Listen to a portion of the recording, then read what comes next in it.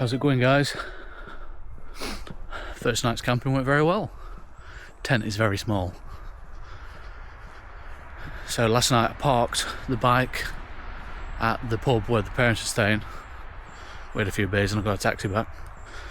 So I'm just waiting on Adventure Dad to pick me up. And then we'll ride down the Donger. Catch you all in a bit.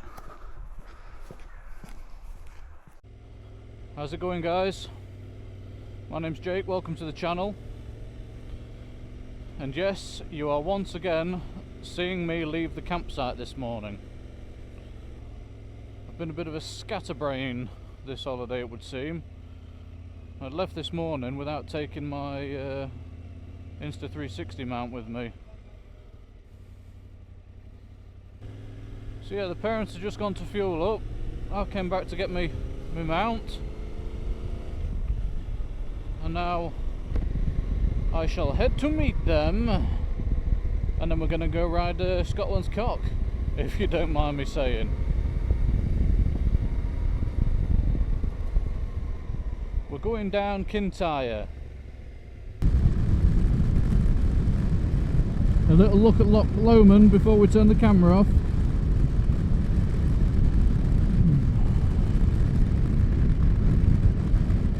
Nice. Right, we'll catch up in a bit when we get on some uncharted roads. Here we are, guys, back in our car. It started raining. It's Scotland, why wouldn't it rain? So now I'm on the hunt to find Adventure Dad, wherever he may have got it to. So they're not at the fuel station. That means they've carried on.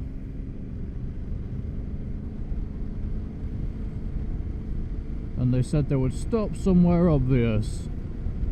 I mean, he's on a bright white GSA, he's going to be fairly obvious. Oh, I wonder if they've stopped at that, what is it? Not missile silo, Jesus Christ. Torpedo range. I wonder if they stopped there. Yeah, so from my from the pub my parents are staying in, across the other side of the loch, there's an old torpedo range. There they are. That was very obvious. And away we go. So I may as well do you a little review of Lusk campsite while we're travelling. Overall, not bad. The facilities are decent. I'd say average. They're not great, but they're not bad. They're just sort of, you know, they're clean enough. It's got everything you need there. One thing I will say is that it is a very noisy campsite. You get a lot of road noise because it's right next to the road, the main road. Because obviously there's a road on one side and there's a loch on the other. It's like long, just a long narrow campsite, and I'm on the roadside, unfortunately, so you do get a lot of road noise. And then the other noise was just coming from a group of drunk people at 2 in the morning. So I mean, that's not the campsite's fault, although they do have he did make it very clear when I got there that you've got to be quiet and respectful, but no one seems to be enforcing that. But yeah, it seems alright. They've got a nice little shop at reception, so you can grab some snacks and whatnot and drinks. It's a very well kept campsite. The grass is nice. You're not allowed to drive your vehicles on the grass. They provide parking areas, so obviously to keep the grass nice, and the grass is very nice. Price wise, it was pretty good. I think I paid, I think it was like £38 for 2 nights. Grass pitch, no electric, so it's pretty decent. Not unhappy with the price. Quick review on the OX Bobcat, the tent that I've been sleeping in. I could sum it up in one word, small. It's very small. I mean, it wasn't an expensive tent, and it's a very good quality tent. But it is made for, it's like bivvy style, so it is made for, I'd say, nice weather camping, because if it's raining, you've got nowhere to really get out the rain other than laying down on your bed. But yeah, it's easy to pitch. It takes up barely any room because of how small it is. It does fit a single air mattress in it,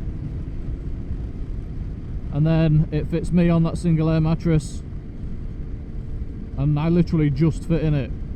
I'm 5'11", and my head and toes are touching the ends when I sleep, so you don't want to be any taller than that. If you're over 6 foot, get a different tent. But yeah, not bad at all. The single air mattress I got was just a cheap one from Go Outdoors. It's one of those ones that's flocked on one side. I just needed something cheap in a pinch, so, and that was very comfortable actually. I pumped it up using the Flex Tail Gear little air pump thingy that doubles up as a lantern. That was incredible, that. Bloody genius. It's tiny, and it blew it up no problem. Put enough pressure in it that I was happy with. Awesome bit of kit. And the sleeping bag I got, again, it was just a cheap one from Go Outdoors because I wanted a summer one that packed up small, and it's bloody lovely. It's perfectly adequate. So yeah, all in all, good experience. Nice little camp. I think if I'm going to start doing any moto camping in the arse end of the year, though, when the weather starts to get a bit worse, I will get a bigger tent, because you do need somewhere to get out of the rain with all your gear if you can. And what you can in the Bobcat, it is very small, and there isn't much room to get out of the rain. It does have a little vestibule, which is where I put my boots and my bag last night while I was kipping in the sleeping compartment. And you know, the sleep compartment's got it's bug net material, so you ain't getting any bugs in there. Very good. All in all, very happy with it. Right, so we're going to sit through all this traffic, and I'll catch up with you guys in a bit. Now then, I don't know what this place is that's coming up, but it looks ruddy grand. Right nice frontage when you come from this side. Looks like an old pirate town or something. Big old bridge to get in as well. This is cool. Look to the right. Oh, look at that castle. Shit, they're f***ing bad. That's mint. Oh, I love that. Look at this place though.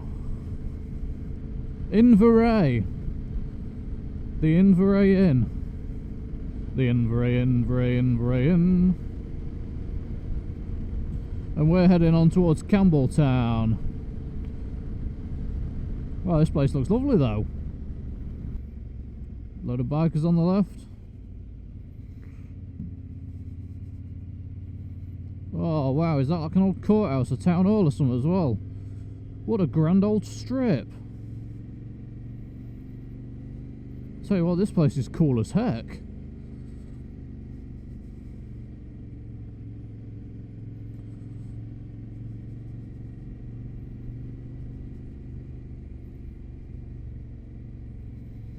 Right in the middle, the road just splits around it. That's cool. What a cool place. I kind of want to stay here now.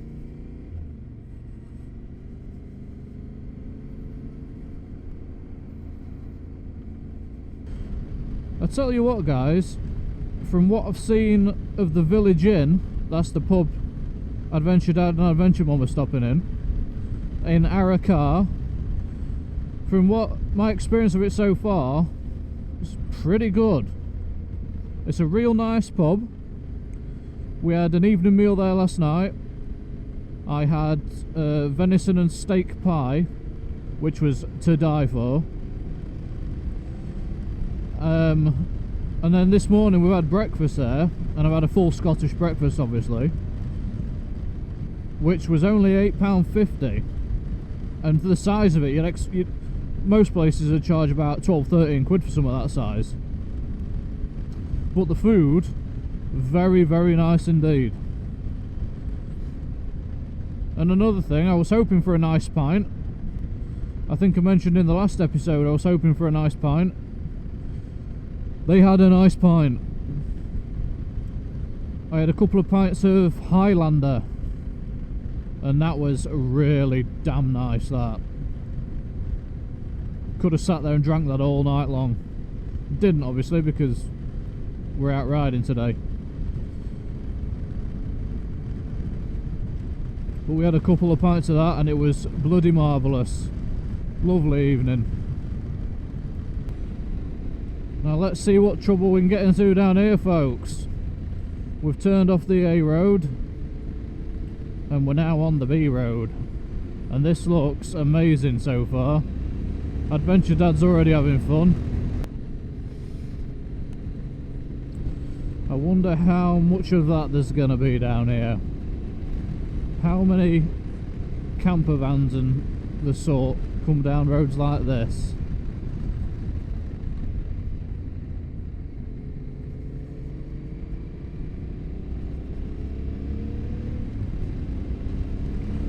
Decent road service for a back road like this though. That's a nice place.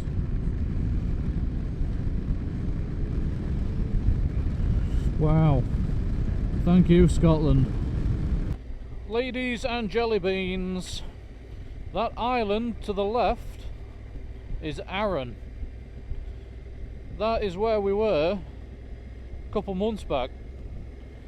If you've not seen that trip, go and find the Arran 2025 tour. It was amazing.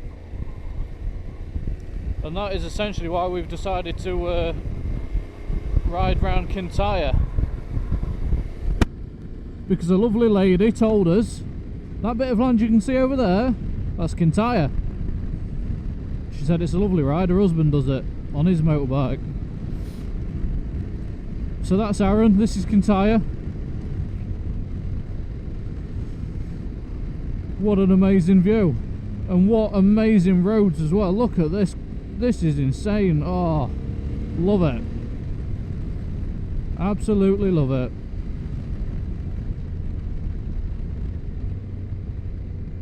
Some proper nadgery bits like. Gotta be careful, you don't know what's coming around the corner. Take it steady guys, take it steady. Oh, dem views though.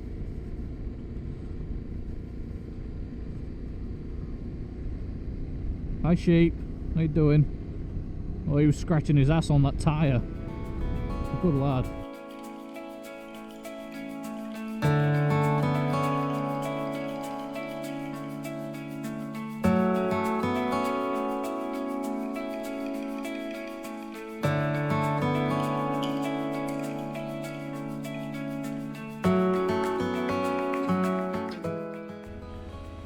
Well, we've just had a little pit stop in Campbelltown.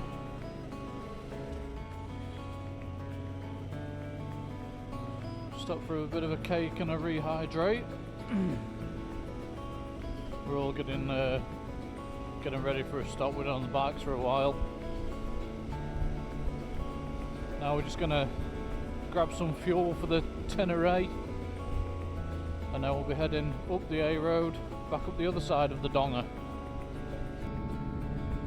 So then, this is the A road, which according to locals is a bit boring, but looking at the map it don't really look that boring. This is the A83. So as we was just finishing our drinks in the cafe we were at, there was a load of bagpipists setting up, and as we were just leaving now, they were just setting off through town, through Campbelltown, I'm assuming doing some sort of parade. Love the sound of bagpipes though, it's cool as hell. I'm a big heavy metal fan as well, and I think bagpipes in heavy metal, we need more of it.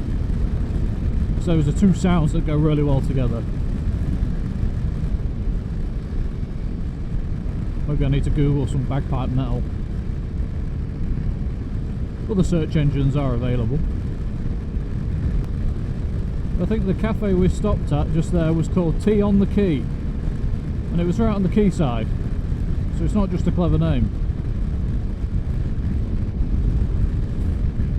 We had a bit of carrot cake, it was very nice. They were very busy as well, so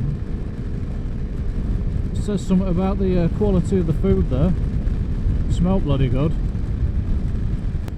Well, if this is what the locals reckon is boring, I think I want to be boring. Look how cool this is. Sheep perched up on the hills. It's not even busy. And that coastline, oh man. Crazy.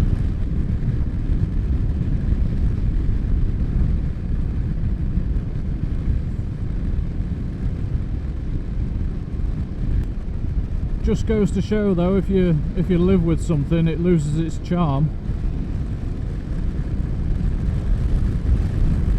Oh, look at that, white sand beaches.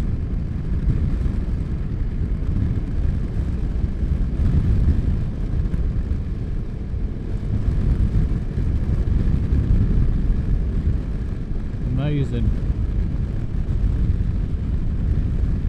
This is Scotland.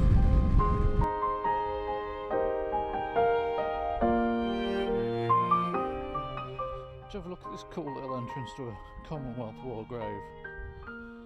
Beautiful.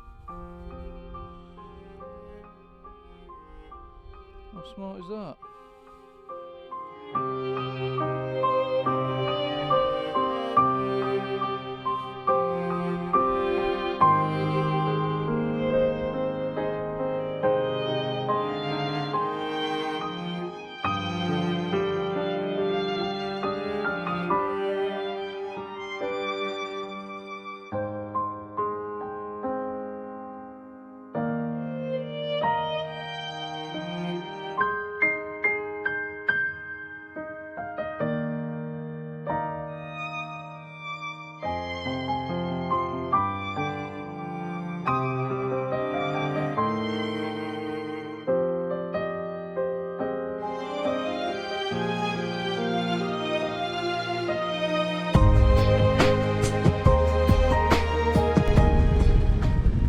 Monument on the right here.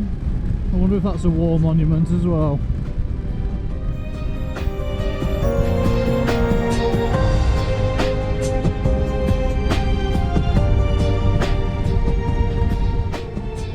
If it isn't already, I think Scotland needs to be on your list of places to visit. Whether you're on a motorcycle or not. It's a lovely place.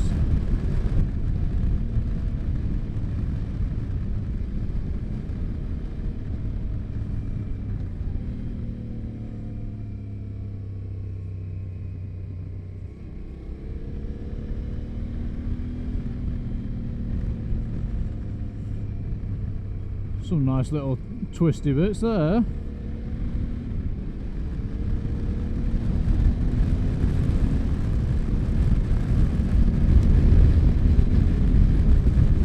And then a nice little flowing out section. And cows!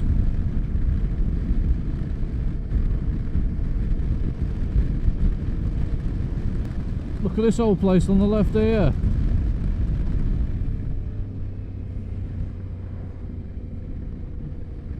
Wow, like an old church. Okay, so A road update. It's been straight like this for quite a while now, and I'm assuming that's why the locals call it boring. Still great views, but it's nowhere near as fun as the B road. The B road down the east side is the one to be on. Although it's worth noting, if you are going to come that way, you can't do the speed limit around it all. You know, there's tight nadgery sections and there's bits where you can't see. You've got blind crests, you've got blind corners, so if your sat nav's telling you it's going to take you X amount of time, give yourself another half an hour leeway just to be sure.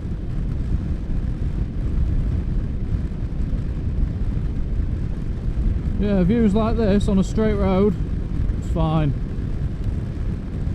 Absolutely fine. And just like that, folks, we're back to Tarbert,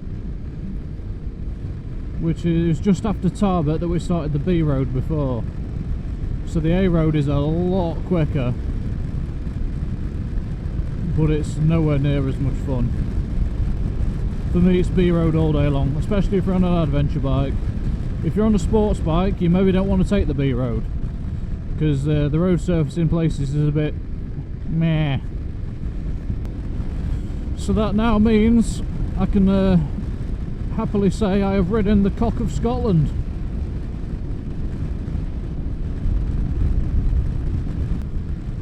So guys, that's about it for the day now. We're heading back. We're going to have a bit of a chilled out afternoon. Hopefully have a barbecue if the weather stays nice. So I'm going to sign off for the day now. Thank you all for watching. Thanks for coming along. And I'll see you in the next one.